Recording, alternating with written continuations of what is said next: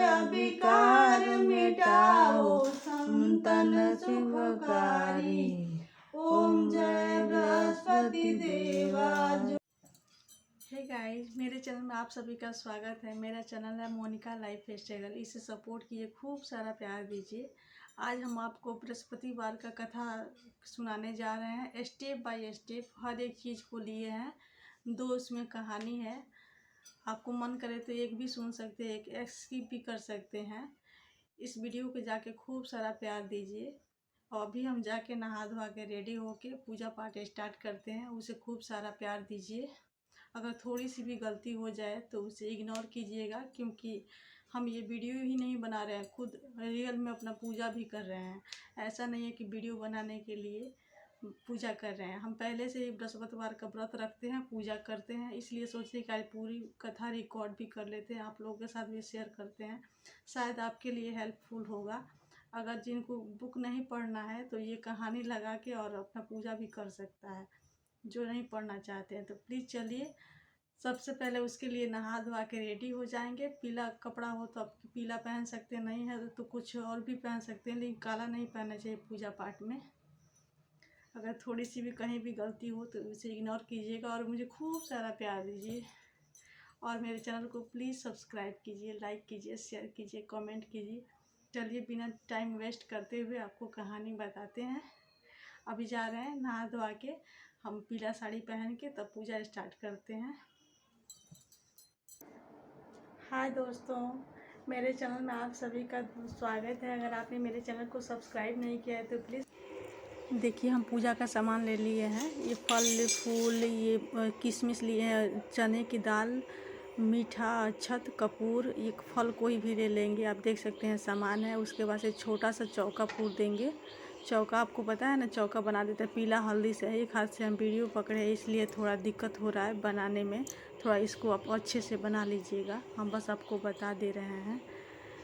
अब बीच में थोड़ा सा चावल रख के तब कलश रखते हैं, ऐसे खाली कलश को नहीं रखते। ये देख सकते हैं, इसमें लोटे में जल ले लिए हैं। जल में डालेंगे फूल, मीठा, किशमिश, चने की दाल और थोड़ा सा पीला हल्दी डाल देंगे। आम का पल्लू डाल देंगे। देखिए किशमिश है, ये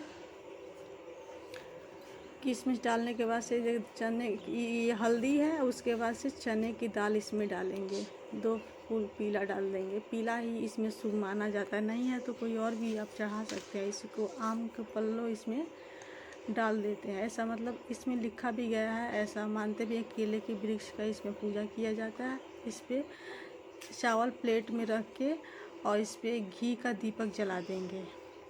आप देख सकते हैं इसमें चावल रखा है। इसमें थोड़ी सी हल्दी डाल देंगे शुभ के लिए, क्योंकि पीला पीला बृहस्पति भगवान को बहुत पसंद है, पीला फल भी। इसको देख सकते तिलक लगा देंगे पीला सिंदूर से। कलश को टीक देंगे, क्योंकि इस जो अनाज रखा गया कलश को वहीं पे रख देंगे। आपके मन में जो भी है, जो भी इच्छा रखे हो तो इनके सामने कह देंगे। मेरी तो पूरी हो, ये पता नहीं आपकी, लेकिन आप एक बार ट्राई ज़रूर कीजिएगा। जो पहले से करते हैं उनका तो पता नहीं, लेकिन जो नहीं करते हैं उनके लिए ये वीडियो ज़रूर है। आप देख सकते हैं पूजा में क्या क्या लगता है। बहुत कुछ नहीं लगता है, बहुत ही इजी है। बस बुक पढ़ना थोड़ा सा वो हो जाता है, लेकिन ये भी ज़्यादा टाइम नहीं लगता है। ज़्यादा से ज़्यादा आधा घंटा लगता है। ये बृहस्पति भगवान का पूजा कर लिए। देख सकते हैं जितना हम सामान लिए थे पूजा का, सब कलश को भी चढ़ाएंगे, बृहस्पति भगवान को भी चढ़ाएंगे। चढ़ा के प्रणाम करेंगे। प्रणाम करने के बाद से एक फूल बचा के रखेंगे। इस फूल में डालेंगे किशमिश, डालेंगे चने की दाल, डालेंगे थोड़ा सा मीठा डाल के, तब हाथ में लेके तब किताब को पढ़ेंगे। ये और अच्छा माना जाता है। नहीं भी ले सकते हैं, लेकिन हाँ ले लेंगे तो और भी अच्छा होगा।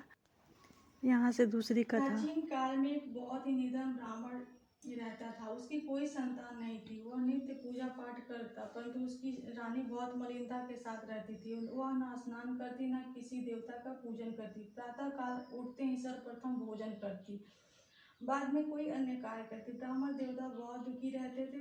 पत्नी को बहुत समझाते, परंतु उसका कोई परिणाम न निकलता। भगवान की अनुकंपा से एक समय उस ब्राह्मण की पत्नी गर्भवती हुई। गर्भवती हुई 10वें महीने एक सुंदर कन्या को जन्म दिया। ब्राह्मण निर्धन ब्राह्मण कन्या के जन्म से बहुत दुखी हुआ। धीरे धीरे ब्राह्मण की कन्या बड़ी होने लगी। बचपन से उस कन्या की रुचि भगवान विष्णु की पूजा में थी। वह प्रातः उठते ही स्नान आदि करके विष्णु भगवान की पूजा करने मंदिर में जाती थी।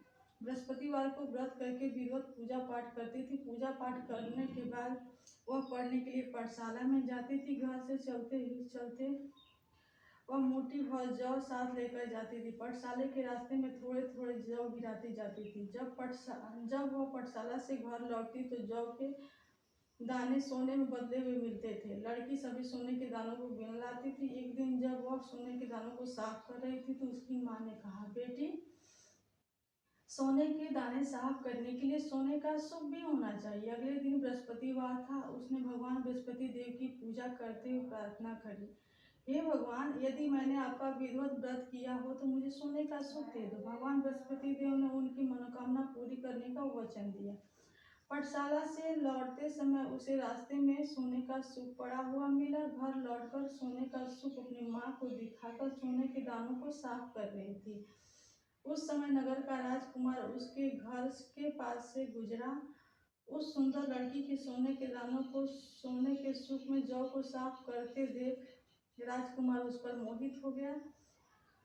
महल में लौटकर राजकुमार ने राजा से उस लड़की से विवाह करने की इच्छा प्रकट की तो राजा ने ब्राह्मण को महल में बुलाकर राजकुमार से उस लड़की के विवाह की बात कही। ब्राह्मण तैयार हो गया। धूमधाम से उस लड़की का विवाह राजकुमार से हो गया। दुल्हन बनकर ब्राह्मण की लड़की महल में चली गई। लड़की के चले जाने से ब्राह्मण फिर निर्धन हो गया। उसे कई कई दिन भोजन भी नहीं मिलता था।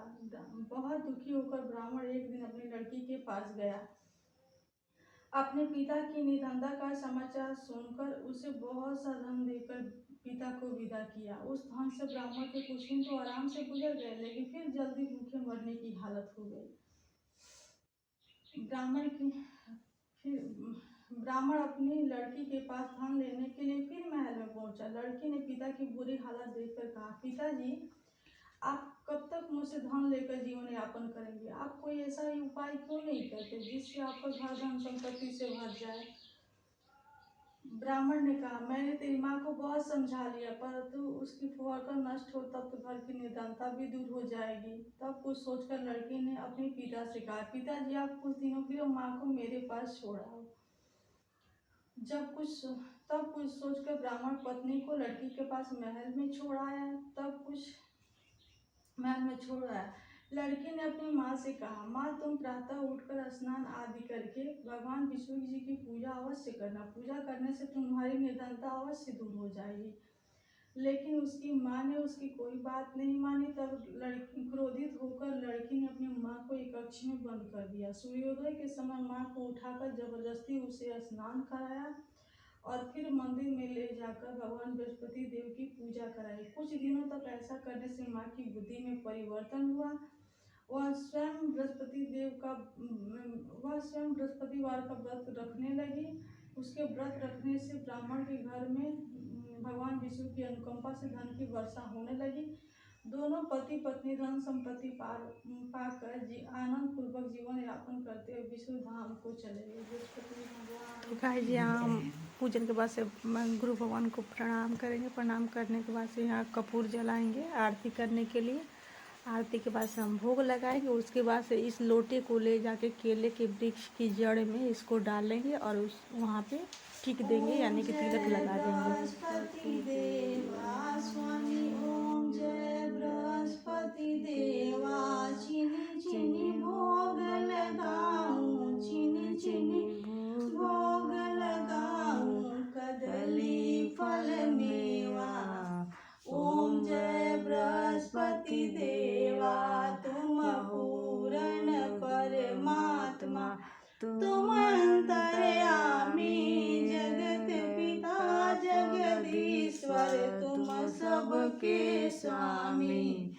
ओम जय बृहस्पति देवा, चरणामृत निज निर्मल, सब पातक हरता, सकल मनोरथ दायक, कृपा करो भरता। ओम जय बृहस्पति देवा, मन धन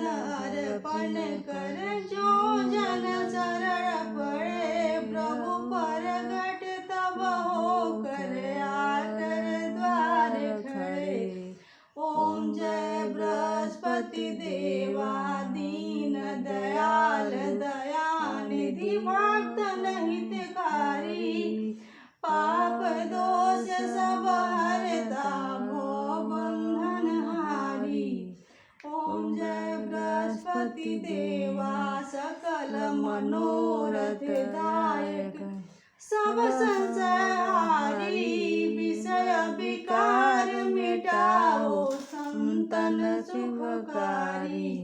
ओम जय बृहस्पति देवा जो कोई आरती तेरी प्रेम सहित गावे ज्येष्ठानंद आनंद करी सुख संपत्ति पावे। ओम जय बृहस्पति देवा। देखिए यहाँ पूजन मेरा समाप्त हो जाता है। उसके बाद से ये जल होता है ना, केले के वृक्ष में डालेंगे। सबसे पहले पूजा करने के बाद से आम को देख सकते हैं, जो फल कोई भी फल हो पीला ले सकते हैं। इनको भोग लगा के थोड़ा थोड़ा जल गिरा देंगे, कलश को भी और भगवान जी को, विष्णु भगवान को भी। आप देख सकते हैं हमने भोग लगा लिया है। जल गिरा के इस कलश को चावल घर पे रख देंगे, पंडित जी को दान हो जाता है। इकट्ठा रखते हैं, जो जब 1-2 केजी हो जाता है तो मंदिर पे ले जाकर दान कर देते हैं, या कोई ब्राह्मण आता है तो उसको दान कर देते हैं। इस चावल को खाते नहीं हैं। इसके बाद से प्रणाम करेंगे। प्रणाम करने के बाद से जल जो है वो ले जाके केले के वृक्ष में डालेंगे, और वहाँ जो मन्नत है भगवान से प्रणाम कर, जो भी मन में है इच्छा प्रकट करेंगे कि आप मेरी पूरी कर दीजिएगा, तो हम और भी आगे पूजा करते रहेंगे। आप ऐसे कुछ भी मांग सकते हैं। हमने पूरी कहानी इसमें लेने की कोशिश की। अगर थोड़ी सी भी गलती हुई हो तो माफ़ कीजिएगा, क्योंकि हम भी बहुत वो नहीं हैं, लेकिन हम सोचे हैं कि आपके साथ भी शेयर करें। शायद आपको अच्छा लगा होगा। अगर अच्छा लगे तो मेरे चैनल को लाइक कीजिए, शेयर कीजिए, सब्सक्राइब कीजिए, खूब सारा प्यार दीजिए। मुझे आपकी सपोर्ट की बहुत ज़रूरत है।